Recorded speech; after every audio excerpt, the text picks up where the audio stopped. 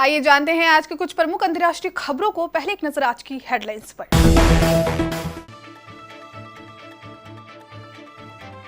शाह महमूद कुरैशी का बयान, भारत पाकिस्तान के खिलाफ सर्जिकल स्ट्राइक की योजना बना रहा है। किसान नेता राकेश टिकैत बोले, सरकार हल नहीं खोजेगी तो अब होगी हल क्रांति। अचानक दिल्ली पहुंच अमित शाह से मिले शुभेंदु अधिकारी, बंगाल में सियासी भूचाल के लिए साथ पहुंच रहे हैं कोलकाता। अगले एक सप्ताह तक उत्तर भारत में पड़ेगी कड़ाके की ठंड, दिल्ली में भीषण शीतलहर।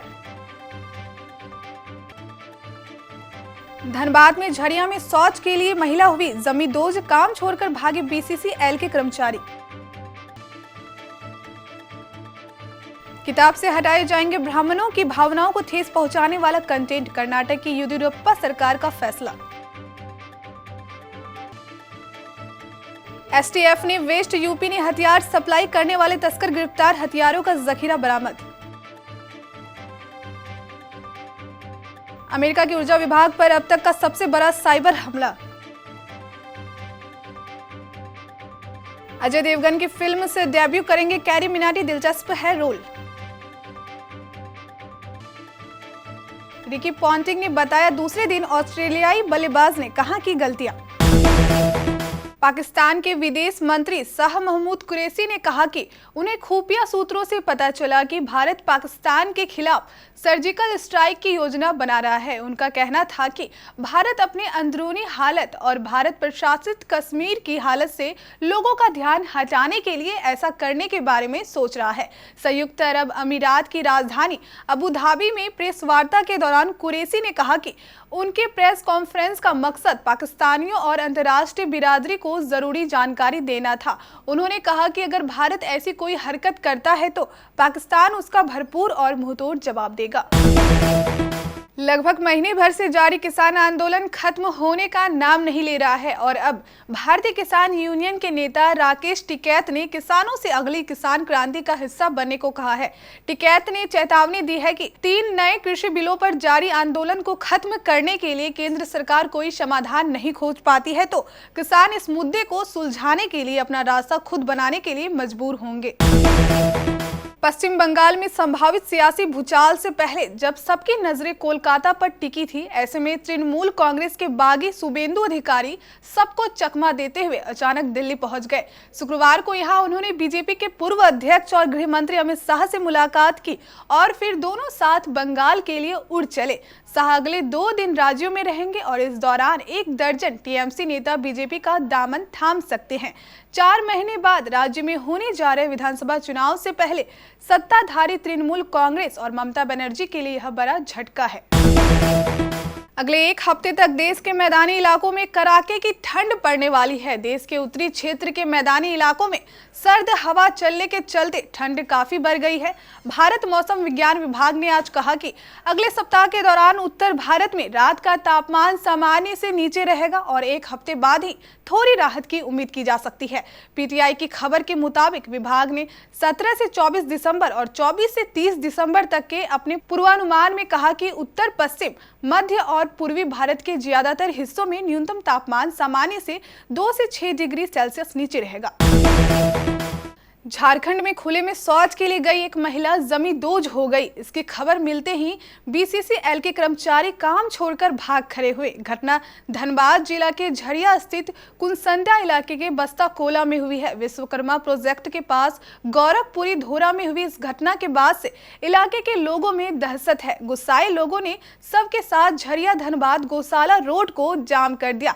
मृतका की पहचान कल्याणी देवी के रूप में हुई है। उसकी उम्र 30 से 32 साल के करीब है। कल्याणी सुबह करीब 7:45 बजे शौच के लिए गई थी। इसी दौरान अचानक जमीन धंस गई और कल्याणी 20 फुट नीचे चली गई। आसपास के लोगों ने देखा तो शोर मचाया। जैसे ही बीसीसीएल के कर्मचारियों को इसकी जानकारी मिली, वे काम छोड़कर भाग गए। उन्हें डर सताने लगा कि कहीं स्थानीय लोग उन पर हमला न कर दे। कर्नाटक सरकार ने कक्षा 6 की सामाजिक विज्ञान पाठ्य पुस्तक से कुछ सामग्री हटाने का निर्देश दिया है। इससे पहले ब्राह्मण विकास बोर्ड ने शिकायत दर्ज कराई थी कि पुस्तकों में लिखी उक्त सामग्री में ब्राह्मणों के लिए अपमानजनक बातें लिखी गई है।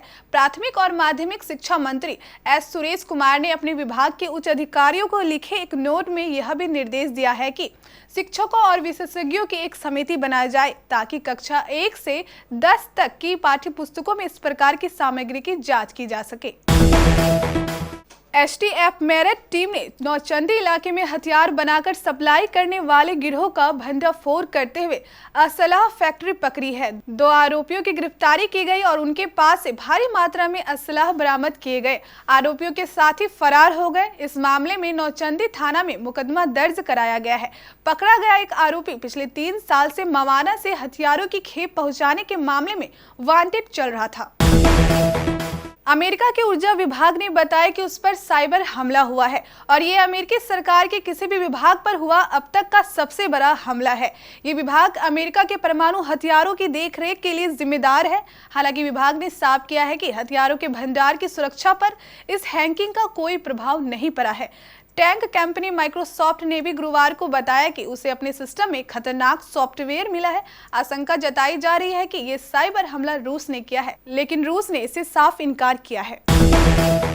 कैरी मिनाती नाम से लोकप्रिय यूट्यूबर अजय नागर अब जल्द ही बड़े पर्दे पर नजर आएंगे। रोस्ट और गेमिंग वीडियो बनाने वाले कैरी मिनाती अजय देवगन, रकुल प्रीत और Amitabh Bachchan star film day में काम करते दिखाई पड़ेंगे। मालूम हो कि इससे पहले कैरी मिनाती के बिग बॉस में आने की खबरें भी वायरल हो चुकी है, जिसके बाद उन्होंने खुद सोशल मीडिया पर ये सफाई दी थी कि इस तरह की सभी खबरें बेबुनियादी है। हालांकि अब रिपोर्टर्स की माने तो अपने वीडियोस के जरिए लंबे वक्त तक दर्शकों को एंटरटेन कर चुके कैरी मिनाती अब जल्द ही बड़े पर्दे पर दर्शकों का मनोरंजन करेंगे। भारत और ऑस्ट्रेलिया के बीच जारी पहले टेस्ट मैच में दूसरे दिन भारतीय गेंदबाजों का दबदबा रहा। भारत के 244 रनों के जवाब में पूरी ऑस्ट्रेलियाई टीम 191 रनों पर ऑल आउट हो गई।